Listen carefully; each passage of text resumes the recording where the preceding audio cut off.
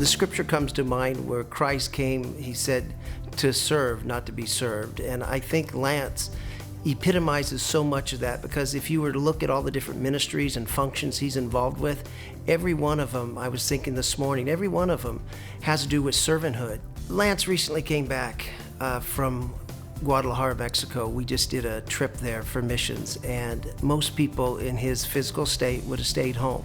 But he has taken the challenge that is upon his body, and he has pressed on, and he wants to finish strong and do right before God and man. And other people that went said, what a witness to him. And one of them said, how could I not work harder when I saw Lance struggling to make it to his spot to even work? And he would work and be diligent. And they said, I have to get up from my break and get back to work. I just can't believe the effort that he puts in. So his heart and his desire just to be faithful to God through everything, when a lot of other people might not have that attitude, he's such a blessing. One thing about Coach McCall I think is different, and it's a special different, is you don't know what he does. I mean, you honestly have no idea what he does. I mean, the only reason I know that he leads up construction crews and goes to third world countries is because he misses practice.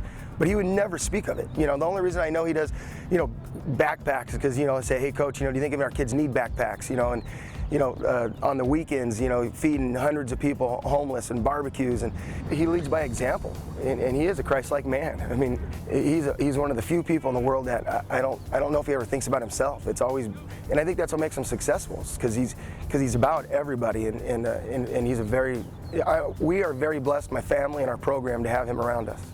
One of the things that I love about Bakersfield is Bakersfield's always been a place that reaches out to people in need. And that's been something huge in my life that I've seen and I want to be a part of, and I am a part of.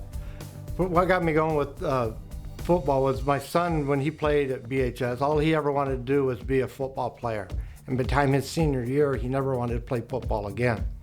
And the Lord really spoke to my heart that I could be a part of that. And when Coach Gola came, I went and spoke to him, and he told me to show up. And that was the start of my coaching and being able to impact kids, because I wanted them to understand that there was people there who cared.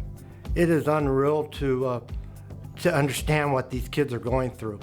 You know, this football program is, some of it's the only family that they will ever see. I remember a Friday night, this man came up to me and said, I'm here to see my son play football. And I went in and said, hey, your dad's here to watch you play. He goes, oh, you mean my stepdad? I said, well, I don't know. I described the guy, and the kid began to cry because his dad had never been to one of his football games.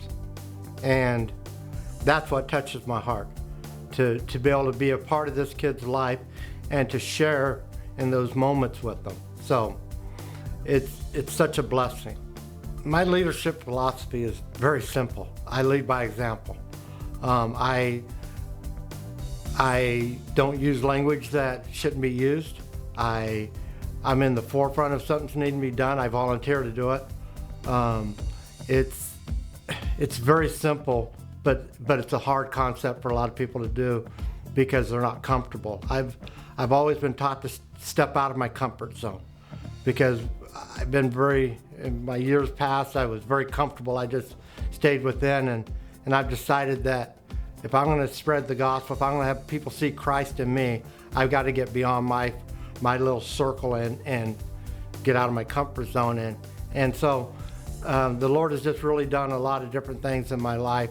And I'm blessed. I'm humbled to be able to do this kind of stuff. And people look at me and say, why do you keep doing it?